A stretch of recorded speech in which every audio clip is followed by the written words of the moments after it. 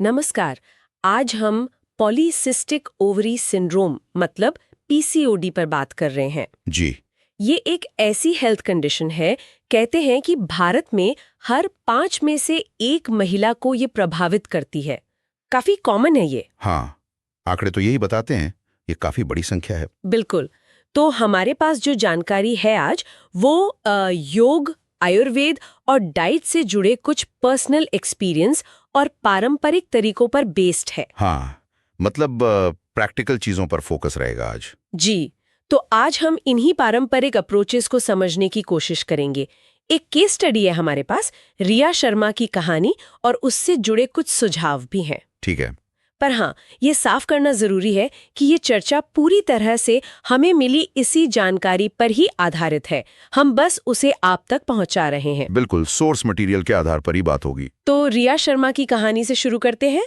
जानकारी के मुताबिक रिया 28 साल की एक सॉफ्टवेयर इंजीनियर है। उन्हें पीसीओडी डायग्नोज हुआ, और वही टिपिकल लक्षण जैसे वजन बढ़ना, पीरियड्स का इरेगुलर न होना, चेहरे पर बाल आना, ये सब दिक्कतें थीं। जी हाँ। और शुरू में जो पारंपरिक दवाएं होती हैं उनसे उन्हें कुछ खास फायदा नहीं हुआ। हाँ, अक्सर ऐसा होता है कि शुरुआत में थोड़ा स्ट्रगल रहता है और यहीं पर, जैसा जानकारी में बताया गया है, एक टर्निंग पॉइंट आया। अच्छा। हाँ, रिया ने फिर योग, आयुर्वेदा और जो हमारा देसी खान पान है उसे अपनाया। ओके। और नतीजा ये हुआ, कम से कम इन अनुभवों के हिसाब से, कि उनका करीब 18 किलो वजन कम हुआ। 18 किलो, ये तो काफी है। हाँ, पीरियड्स में रेगुलर हो गए और स्किन भी बेहतर हुई। तो ये दिखाता है कि लाइफस्टाइल में बदलाव कितना असर डाल सकता है। इस केस में तो यही सामने आया। बिल्कुल। और योग की बात करें तो रिया के लिए वो एक बड़ा सहारा बना, खासकर सूर्य नमस्कार। हाँ, सूर्य नमस्कार के 12 आसन। हाँ जी, उनकी दिनचर्या में था रोजाना 5 बार सूर्य नमस्कार करना, और साथ में स्ट्रेस कम करने के लिए भ्रामरी प्राणायाम।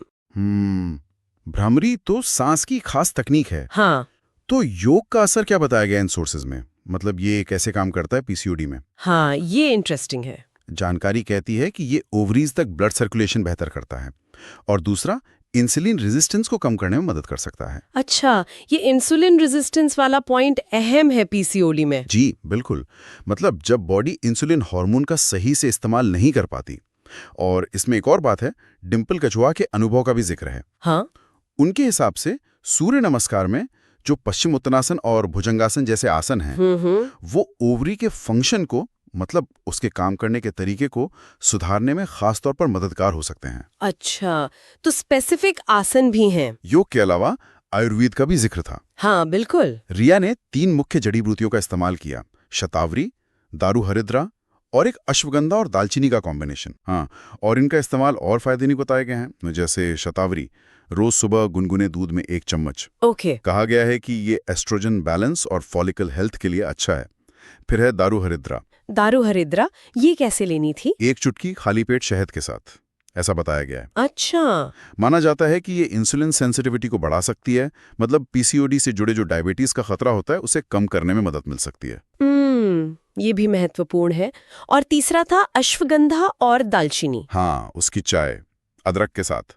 ये कॉम्बिनेशन कॉर्टिसोल, मतलब स्ट्रेस हार्मोन के लेवल को कम करने और ओव्यूलेशन प्रक्रिया में सुधार लाने में सहायक हो सकता है, ऐसा सोर्स में बताया गया है। वाह, तो योग, आयुर्वेद और फिर खाने पीने का भी जिक्र है, जाहिर है। हाँ, डाइट तो बहुत जरूरी है। रिया ने एक बड़ा सीधा सा नियम अपनाया था जिसे 3 हाँ 3 ना कहा गया है। अच्छा, 3 हाँ 3 ना, ये क्या है? हाँ, मतलब 3 चीजें खाने की लिस्ट में हाँ थीं: भीगे हुए मेथी दाना, कच्चा पपीता और अलसी के लड्डू।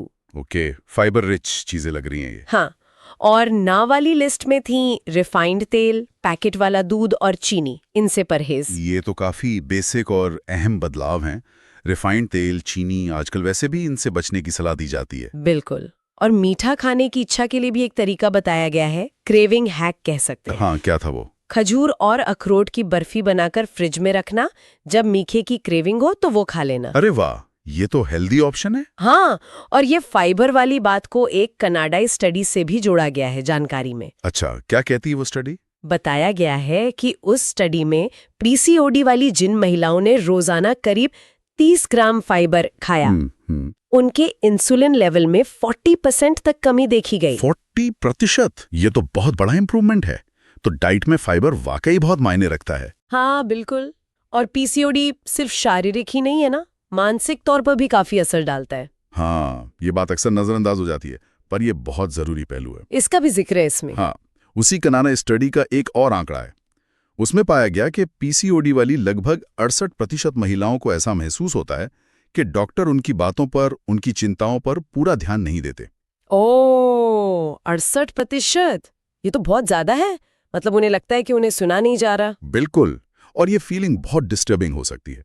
शायद इसीलिए रिया का वो मंत्र, मैं खूबसूरत हूं, मैं मजबूत हूं, इतना मायने रखता है। हाँ, वो सेल्फ एक्सेप्टेंस वाली बात। जी, खुद को स्वीकारना, पॉजिटिव रहना, और शायद इसमें योग और प्राणायाम से जो मानसिक शांति मिलती है उसका भी रोल होता होगा। हाँ, हो सकता है। तो अगर हम संक्षेप में देखें, जो मुख्य रणनीतियां इन अनुभवों से सामने आईं, वो थी सूर्य नमस्कार करना, हाँ, नियमित रूप से, शतावरी, हाँ, दारू हरिद्रा, अश्वगंधा, दालचीनी जैसी कुछ खास जड़ी बूटियां लेना, सही गाइडेंस के साथ। बेशक, हाँ, बिल्कुल। और खान पान में बदलाव, मतलब फाइबर बढ़ाना और प्रोसेस्ड चीजों से बचना। जी।